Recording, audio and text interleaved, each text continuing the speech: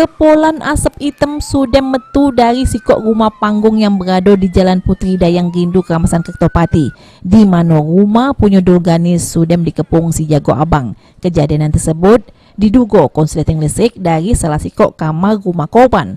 Warga yang ada di lokasi kejadian dengan sigap langsung berusaha midam ke api. Namun demikian kobaran api jadi tambah besar. Sehingga sekira cuma setengah jam rumah sama warung punya korban sudah meludes tertunu di lalap si jago abang. Jika kejadian ini ada sikok keluarga korban bernama Siswanto mengalami luka motung. Pasalnya waktu itu korban berusaha nak nyelamat ke barang-barang dari jero rumah. Sejak mana Pak waktu kejadian itu Pak? Awal mulanya? Waktu kejadian itu saya di luar, ya anak-anak juga di luar, semua cucu saya yang di dalam lagi tidur. Karena tahu-tahu ayah ibunya itu kebakaran sudah ada apinya. Ya, langsung anaknya ini keluar. Nah, sudah itu suaminya masuk ya, mau ngambil anaknya, dia nggak tahu anaknya udah keluar. Nah, dia terbakar lah badannya. Kira-kira Pak?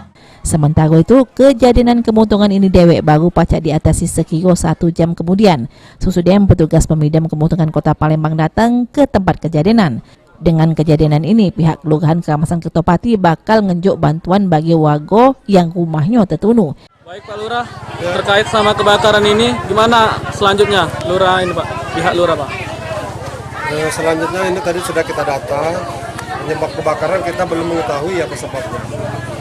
Ini ada 2 kakak, kebenaran kakak yang pertama itu Pak Dulgani, mantan ketua RW 01, dan satu lagi kakak anaknya, untuk jiwa itu 5 jiwa.